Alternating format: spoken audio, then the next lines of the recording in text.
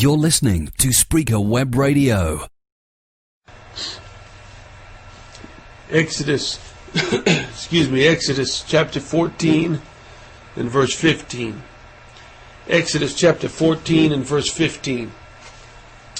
And the Lord said unto Moses, Wherefore criest thou unto me? Speak unto the children of Israel that they go forward. Amen. I want to preach to you just a little while this evening on the sin of praying. The sin of praying. If that's a little too aggressive for you, you could call it when prayer becomes sin. Help me, Jesus. What was happening in the book of Exodus here, a story quite familiar to Bible readers, that we talk about the crossing of the Red Sea and that thing. This is coming to that place in Exodus 14 and 15. And God had found Moses and sent him into Egypt and given him specific direction and told him, lead my people out. Moses began the process of leading God's people out and got to the place right here in Exodus 14 where they come to the Red Sea. Pharaoh's army is following Moses, and Pharaoh's army is hot on the trail of the Israelites, and they come to the Red Sea, and Moses stops and begins to pray. The army of Pharaoh was behind them. The devil controlled that. The sea was in front of them. God controlled that. The people had been commanded by God to march. So what happened? Moses stopped to pray. And when he did, God rebuked him. He said, Wherefore criest thou unto me? Speak unto the children of Israel that they go forward.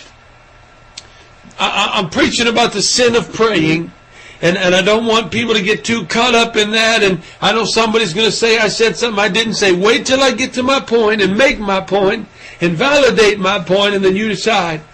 But what happened right here was Moses was given direction. He already prayed in Egypt. God already told him what to do. He was in the process of doing what God told him what to do. The task was not completed yet. And when he stopped to pray, God rebuked him. There was a man named Dr. Adam Clark.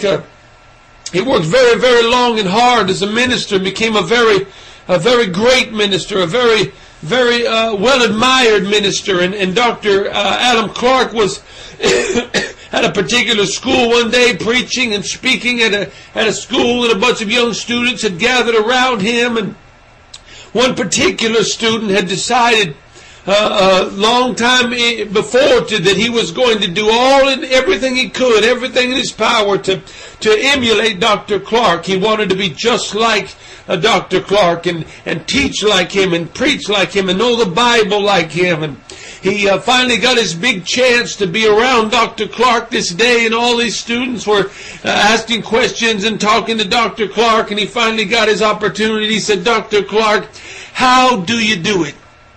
Dr. Clark asked him, how do I do what, son? And he said, how do you get up there and preach the gospel like that? And how do you, when you get to a church and when you're about ready to preach and you're about ready to do the things that God has helped you to do over the years, do you pray about it? Do you contemplate on it? Do you wait for God for certain signals and certain signs? And Dr. Clark said, no, I just get up and do it. God already called me to preach. God already sent me into the world with the gospel. God already told me to proclaim the truth. I don't have to re-pray about something every time that I know that God already told me to do.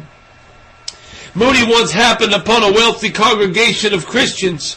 And as D.L. Moody was traveling around the countryside somewhere over there in Europe, and come into a little community that had a few churches, and one of the churches is where all the wealthy members of the community attended church. And Dr. Moody happened into this church and found out that this church had been meeting especially. They had Sunday morning service and Sunday night service and midweek service, but they had called a special Saturday night service. It was a prayer service where everybody come together every Saturday night, and they've done it for months and months and months, and it was specifically for one reason and one reason only. They got together on Saturday nights to pray that God would remove a particular debt that the church had. The church had a particular debt that had not been paid off, and so they decided, all of these congregation members, to come together on Saturday night and pray that God would remove this debt. Brother Moody happened upon the church on a Saturday night and came in, and when they realized who it was, they immediately asked him to stick around for the night and preach and bring the sermon for the next morning on Sunday morning. Brother Moody said that he would come and preach and speak to them on Sunday morning, came back the following morning after talking to some of the congregation members late up in the night, and before he opened his Bible, before he read his text, before he gave his title of his sermon, he said, I would like to say one thing.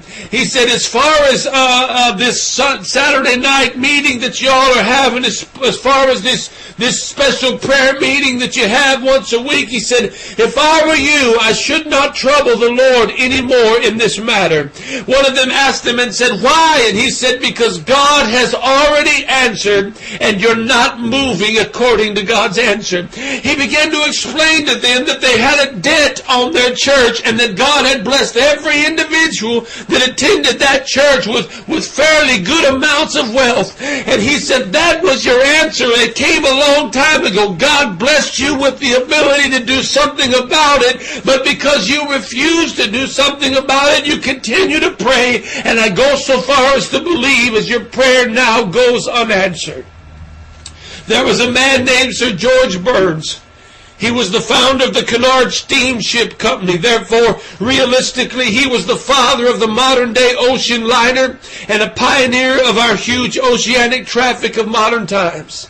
He was a devout old-school Presbyterian, and he had what his friends called unlimited faith in prayer. Think about that. A man that is referred to as a man with unlimited faith in prayer. But he also had something that Sir Burns himself called sanity with spirituality. I know lots of places I've been that I wish there was more sanity with spirituality. Somebody say amen. What happened was Sir George Burns had some competition that rose up to begin to build ships similar to his. But the ships that they were building were faster ships than his, and they were building their ships faster than he was building his.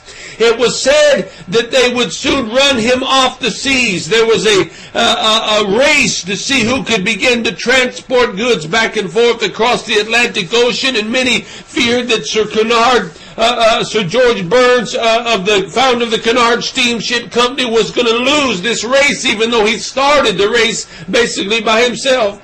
They told him that if he didn't do some things and change some things and build ships faster, that he would no longer be in competition with his competitors. He, in turn, just kept on doing what he had always done.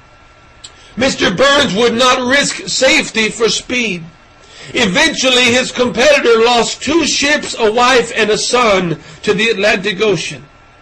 The competitor's business completely failed, and Sir Burns' business began to thrive again. Some said that it was the handiwork of God, and literally reported in the newspapers that the reason the Cunard fleet was unsinkable was because all of the hours of prayer that was dedicated to each of his ships. Sir Burns publicly came out and refuted this statement. He said this, and I quote, "I do not withhold the glory allowed to God for keeping my ship safe, but for you to give prayer credit where merit deserves the credit is foolish.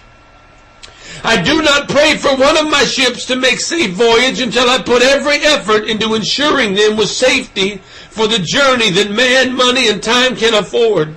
You see, church, God let both the Cunards and his competitors know what a good ship was and how to make one. For one to rely on divine circumstance, and the other to first do what he knew to do and then attempt to intercede for the rest, well, we see what the outcome is. We begin to understand it. It is very clear to us. I know of a particular woman in a particular place in the United States.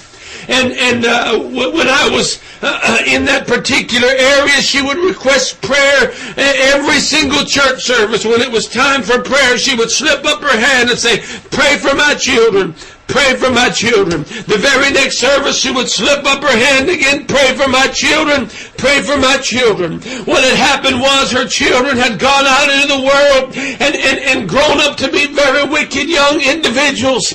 And the children had come to church in times gone by as smaller children, and the pastor and the Sunday school teachers and the elders and the other adults had tried to help this woman correct her children and teach her children, and she several times had got up in the face of the pastor, got up in the face of the elders, caused a big scene in the Sunday school class and let other people know, "I'm the only one that corrects my children. You can't correct my children. You don't get on to my children." And so everybody stopped trying to help her correct her children. And her children got out into the world as they got older, began to break laws and commit crimes and do all kinds of things that were happening in their lives, and they began to get arrested and get in all kinds of trouble. Eventually the children were killed, and all through this time the mother was saying, requesting prayer, "Pray for my children, pray for my children."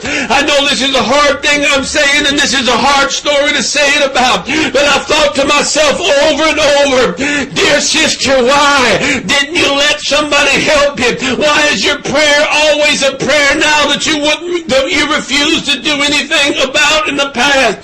Mr. Burns also went so far and he added this statement. He said, "It was not my prayers that sunk my competitors' ships, nor was it my competitors' inability to pray that sunk my competitors' ships. It was merely his unwillingness to do what he already knew to do." There are people tonight that are relying on prayers to get them by when they know they're ignoring to do the things that they already know to do. If you know you're not supposed to go there and you go there anyway and then you pray for safety, my friend, it's not going to work like that. If you know not to buy something, not to consume something, and you do it anyway, then you pray that God will get you through to the next day, dear friend, it's not going to work like that. We are forever preaching the powerful doctrine of prayer, and so we should, but when have we warned our congregations of the time when it is not only dangerous but genuinely wicked to pray? No doubt I'm shocking some of you tonight, and I would rather not shock you, but I want you to follow me for a moment while I explain about the sin of praying. We could look in the book of Numbers in the 22nd chapter. We know the story of Balak and Balaam, and Balak sent some of his captains to go to the man of God, the prophet Balaam, and Balak said, "Go tell him I need him to come curse these people, these Jews, these Israelites." And so they came and they said, "Balak wants you to come and to curse these people." And being the man of God that he seemed to have been at the time, he said, I want y'all to wait right here. I'm going to go pray and I'm going to ask God if he wants me to do that or not. He went and he prayed, and God said, "No, don't go." Is there anybody within the sound of my voice that is so ignorant that they cannot understand, "No, don't go"? Oh, help me, Jesus. He came back out and he said, "Boys, I'm sorry, I can't help you. I'm putting it in my own words, obviously." And he said, there's nothing I can really do about this. I talked to my boss. I asked God. God said, "No, don't go." The messengers went back to Balak and said that Balaam said he's not going. He said, "Give him gold, give him silver, give him authority, give him half my country. I have to have this done." And they came back and they said, "Look," he said, "you can have this and you can have that, and we're going to pay and we're going to give you things. We're going to make you a predominant citizen. You're going to have power." And then Balaam said, "All right, hold on right here. Let me go ask God." The first prayer was a righteous prayer. He had a question. He had a dilemma. He needed God's answer. He knew better than to act without God.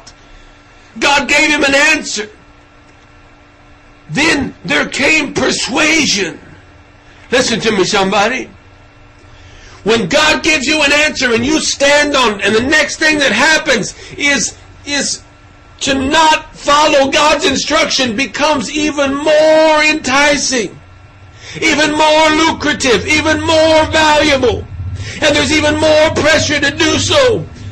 That's the time to stand your ground, friend. But instead Balaam goes and he prays again. This was a sinful prayer. This was an unrighteous prayer. He began to pray. Now I'm going to show you something. You may not have seen this in the Bible like this, and you may not understand it like this. But in Numbers 22, and begin reading about verse 19. It said, Now therefore I pray you tarry also here this night, that I may know what the Lord will say unto me more. He's going to pray again. And God came unto Balaam at night and said unto him, If the men come to call thee, rise up and go with them. But yet the words which I shall say unto thee, that shalt thou do. And Balaam rose up in the morning and saddled his ass and went with the princes of Moab. Verse 22, and God's anger was kindled because he went.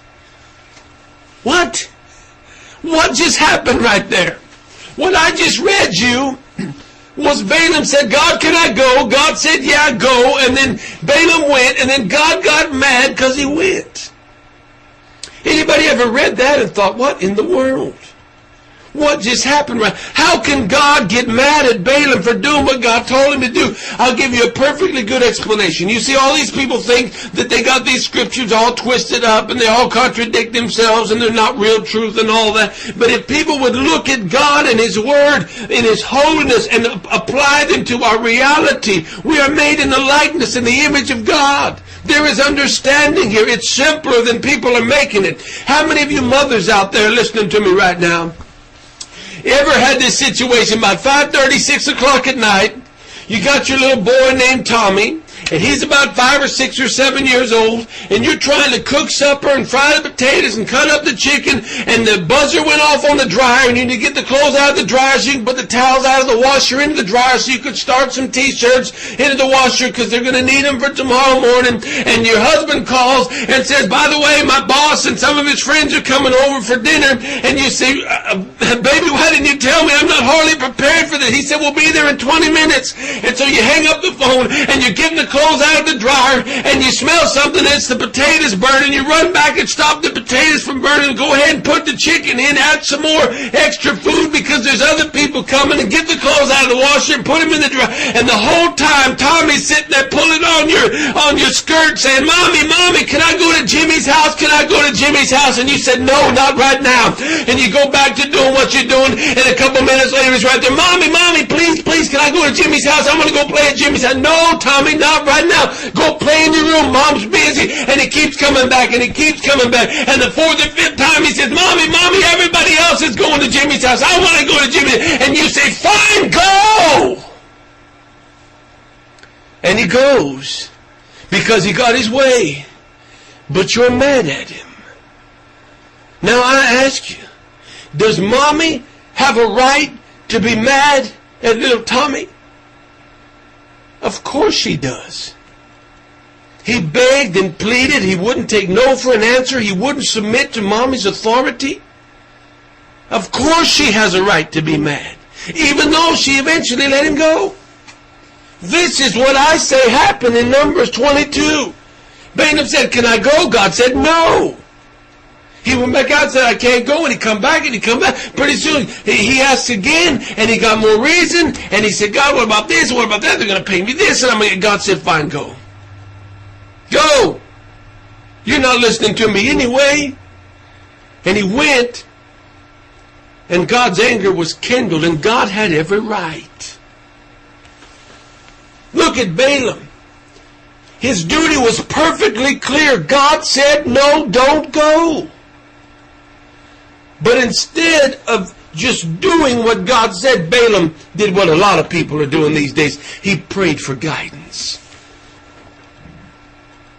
A lot of you are hiding behind this little pretend security blanket of praying for guidance. I asked a man the other day at a church where I was preaching a meeting who had blatantly hurt his brother and done his brother wrong and made a fool of his brother in public for no good reason. And he came and he talked to me about it. And I said, are you going to go apologize to him now? He said, I'm praying about it. Praying about what? There's nobody that needs to pray about apologizing when they know they're wrong. I'm praying for guidance. You've drug your family out here in the middle of nowhere. You don't make enough money to support them. God hasn't moved in this situation. There's no way anybody can see or tell. You don't have an answer of what's happening. People are trying to give you a job or work things out in your life. Some spiritual mentor is trying to give you some leadership, and your only answer is, I'm praying for guidance. That very well may be the sin of praying. The problem with Balaam is that he tampered with his inspiration. He has a clear mind, a clear eye. His way is plain, yet the withdrawal of his mind from his sole allegiance to God tells at once of his corrupt moral vision. He is clouded. He hears many voices. He gets confused. He takes a crooked course, and he almost suffers complete and utter shipwreck. Balaam's sin was the sin of praying. Church, we do this. You say, I don't understand, preacher. I don't know what you're talking about. I've never done this. Yes, you have. You have tampered with your inspiration before. You've been in a church service and the power of God fell and the cloud of His holiness was rich and thick and the Spirit of God moved on you and your face turned flush and your heartbeat sped up and you ran to the altar and you got down there and you said, oh God, I feel you. I want to know you better. I want to understand you. I want to live for you, God. I want to be more sanctified. I want to be more holy. And God says, I want you to do this. I want you to send this much money. I want you to start passing out Bibles. I want you to work in the youth group. I want you to drive the van. And you feel it so strong and you know it's God. You know, you don't think it's God. You know it's God. You know it's God. And you get up from there and the service is over and people are talking and you go out to Waffle House and all of your buddies are laughing and joking. And before you got home, you're telling yourself, I don't know if God really said that or not.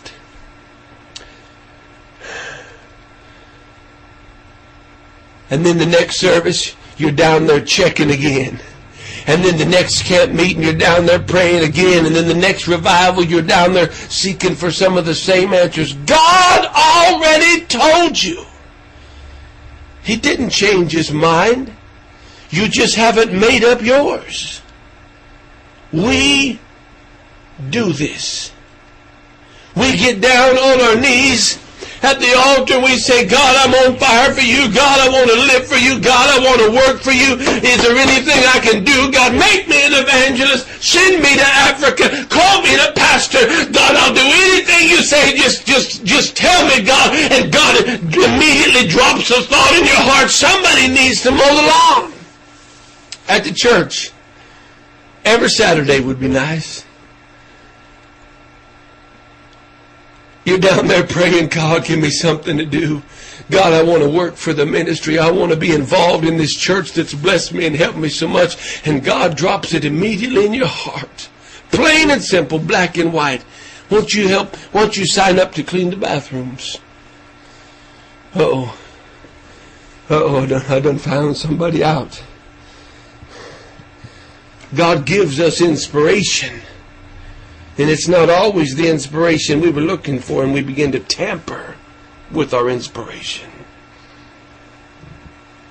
Listen to me. If my duty is at any moment made plain unto me, it now becomes my new duty to obey, not to pray. Not to pray myself into a conviction to where I will no longer do that which is required of me. I'll tell you a story on me. I was preaching a revival, I believe, for Brother Philip Dean at Beams of Light Holiness Church in Pensacola, Florida, right outside of Pensacola, Cantonment, Florida. And there was a young man that come every night of the revival. I think his name was John Geyer. John Geyer was the sweetest young guy, and he had cancer. I think it was cancer. I'm almost positive, brain tumor of some sort. And he was dying. Every night he would come just a little bit closer to death, just dying right before our very eyes. And he would come and pray, and his dad would bring him, and his mom and dad would come, and his wife come, and all these things was going on. And it was heartbreaking. We were praying, we were crying, we were fasting. And one particular night, the service was completely over. All the preaching was done. All the singing was done. All the testimonies were given. All the shouting was over. All that stuff. And it was the last few moments where the piano player was just kind of playing those last few keys. And all of a sudden, John Geyer's father grabs him up and picks him up and takes him to the altar. And they get down at the altar, and he's got his boy down there, and his boy can hardly get around on his own. And he's holding him down there, and they're praying and they're crying. And it's just one of those moments where it just seems to me like everybody in the service is done. Everybody wants to go home. The time is already all spent, but here's this man down there. We've prayed for him hours and hours this week, every night, and he's down there, and God immediately drops into my heart. I'm standing clear over on the other side of the church. God says, go down there and put your arm around that boy and pray for him at the altar. Get down right beside him, shoulder to shoulder, knees to knees, and just wrap your arms around him. I stood there, and I'll admit I did something that several of you won't admit that you've done. We stand there and we say, you know what, God? We look around, we say, if they play one more song, then I'll go. Uh-oh. Oh, you know I found you this time. God, if they go ahead and start another verse, then I'll go. God, if so-and-so would do such and such, then I'll go. And you know what happens? They start another song, they start another verse, so-and-so does such and such, and you still don't go. Trying to make a deal with God, and God is not a deal maker. Oh, help us, Jesus. Help me, God. And so I waited, and I waited, and I waited, and I waited, and finally I decided I was going to step out, and just a half a second before I stepped out, the pastor, Brother Philip, stepped out, and he went down there, and he got shoulder to shoulder and knee to knee with that boy, and he wrapped his arms around him, and they both began to cry, and the church all came back in, and the Spirit of God began to fall, and people were weeping and crying and shouting and praying and getting a hold of God, and I looked at him, and I did not feel a thing. I knew it was the Holy Ghost. I knew it was God. I knew everything they were doing was real. I never thought for a second they were faking or acting. I knew it was God. I knew it was pure. I knew it was holy, and I did not feel anything. It was my punishment for praying the sin of prayer. It was my punishment for not acting upon my inspiration. How many of you have been there? I was at a camp meeting last night, and I looked around the service, and I see faces of some that I feel like were there just last night. They saw us shouting. They saw us getting in. They saw us worshiping God. They knew what we had was real, but they did not feel a thing. Oh, God. Please, God, please. In Acts chapter 8 it said, verse 26, and the angel of the Lord spake unto Philip, saying, Arise, go toward the south unto the way that goeth down from Jerusalem unto Gaza, which is desert. And he arose and went, and behold, a man of Ethiopia, a eunuch of great authority under Candace, queen of the Ethiopians, who had the charge of all her treasure, and had come to Jerusalem for worship. Look at this with me. The angel spoke to Philip and said, Go, and immediately the Bible said he arose and went. Praise God. If he would have stopped and prayed about it, like some of us would have, it would have been both disastrous and wicked. Of course, look, don't fall out with me. Of course there is time when it is right to pray. And that time comes very, very, very often, because oftentimes the situation is out of our control and we need God to move. But we must teach that. But we also need to teach when it is genuinely wrong to pray. When God gives us something to do, He surely gives us the means to do it. So to then pray about it once He gave us the means and the understanding, that is wrong. I'll give you the most beautiful illustration I possibly can. to support my point. There was a beautiful young girl. She had an older brother just older than her, and she had a mommy. Her mommy was very, very sick. They lived out on a farm, and the two things in this world that this beautiful girl loved more than anything else, she loved her mommy, and she loved the birdies. She loved the little birds, the little birdies that flew around and landed in the bushes out on the farm. She loved birds, and she loved her mama. Her mom had been sick for many, many days, and she stayed right by her mama's bedside and tried to tend to her and help her and put cold rags on her forehead and cooked her chicken noodle soup and brought it and fed it and all these things. And Mommy just got worse and worse and worse, and nothing the little girl seemed to be able to do would help Mommy. She longed to be out there with the birdies, but she dared not leave her mama's side. One day she heard her older brother bragging that he'd been building traps and catching the birds and persecuting and punishing the birds and torturing them and breaking their wings and killing them, and it so hurt this little girl's heart. Later on that afternoon, Mama was waking up for a nap just in time to see the little girl come walking up from outside. She got down on her knees and she began to pray this special prayer. She said, "Lord, please save the birdies so they don't get caught in brother's traps. I know they won't, Lord. And Lord, please, please make Mama better. I know you can, God. Amen." Mama looked at Sissy and said, "Honey, I don't know if I understand your prayer." And she said, "What about my prayer, Mama?" She said, "Well, you said don't let the birdies get caught in brother's traps. I know they won't. And then you said, please make Mama better. I know you can. How can you be so sure that the birdies won't get caught in brother's traps?" She said, "That's easy, Mama. Before I come in to pray for you, I broke all of brother's traps." About the one situation, she did everything she could. About the other situation that she couldn't do anything else, she gave it to God. This is genuine prayer, friend. Moses, God said go. Balaam, God said no. Philip, God said go. What is he saying to you? When God gives you clear direction on no or go, it is not time to pray. It is time to act respectively on the inspiration that God gave. Don't let your sin be the sin of praying. Oftentimes we say we missed God or we blame some circumstance. Sometimes it's just the fact that we didn't listen, didn't act, and prayed too long because we didn't like our answer. Think about Philip for just a second, and I'm closing. In Philip's situation, it says immediately he rose and he went.